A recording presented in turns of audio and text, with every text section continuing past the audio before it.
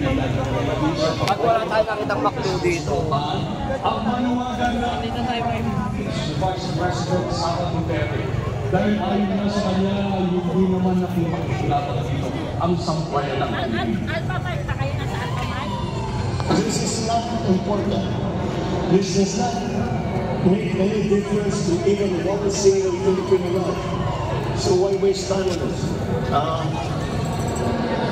What will happen to if somebody files an impeachment? It will tie down the House, it will tie down the Senate, it will just make up and for what? For nothing. For nothing. None of this will help improve a single Filipino life. As far as I'm concerned, it's a stone in the beacon.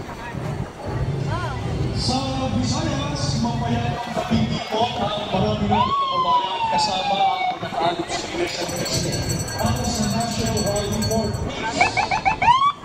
Kawin natin ang pag-uwi for Peace Drive sa Cebu City noon na nagsama-sama ang mga kapatid natin mula sa Central Visayas.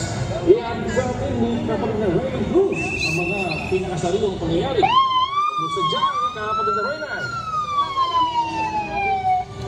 Salamat at maayong hapon sa inyo.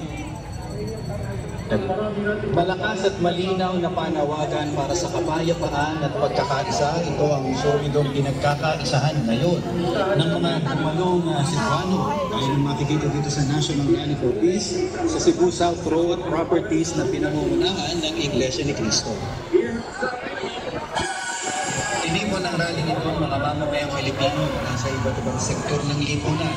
Hindi lamang mga kaanib, kundi maging ng mga hindi kaanib sa Iglesia na hangad din ng pagkakaisa at kapayapaan. Masaya ako kasi ganito pala ang Iglesia, magkaisa. Tama yung ginawa ng Iglesia. Magrally for peace sa kapayapaan. Gusto ko tahimik at saka umunlad ng bansa natin, no? Hindi magaway-away. To meet other people from other religion also. To create peace. Kapatid na Miniel, kung kanina ay pabugso-bugso ang ulan, ay ngayon naman ay sumikat ang matinding araw. Pero nananatiling nakaantabay ang dumalapit na kabilang ng crowd ng libo-libong Cebuano dito sa Cebu South Road Properties para sa pagsisimula ang program proper ngayong hapon. Nananatiling mapayapa ang pagtitipon ng mga may pangangailangan medikale, ina-accommodate ng medical team sa pangunguna ng Christian Medical Dental and Paramedical Society o CMDPS. May sa parking isang lane dito sa SRP Bypass Road at isang lane dito sa Simulog Road ang nakalaan. Gayun din ay sa mga naapektuhan na daloy ng trapiko ay paumanhin at pangunawa ang paabot ng mga kasama dito sa mapayapang pagtitipon. At dyan po mga pinakawaling dates mula po rito sa Cebu South Road Properties. Ako po si kapatid na Reyna Cruz para sa National Rally for Peace Special Coverage. Daghang salamat, kapatid na Reyna. Dumako tayo sa Panay Island. Tanggapin natin ang live updates mula kay kapatid na Nico Noble na nasa Iloilo City.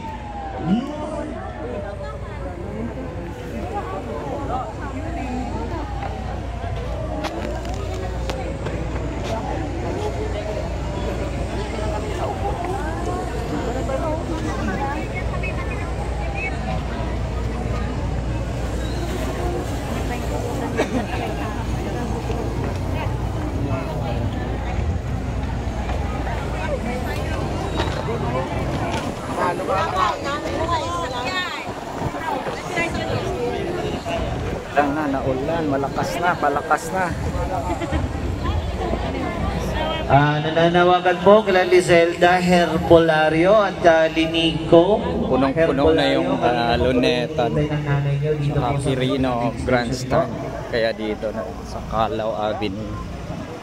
Yan, medyo maluwag-luwag pa. Siya yan yung sitwasyon dito sa Rojas Boulevard, no, paliko dito sa Calao Street, Calao Avenue. Ayan, napakarami. Walang signal. Sa lukuyang umuulan. Hanap na ng asawa dito sa likod ng street from Mary Jane Capuyas.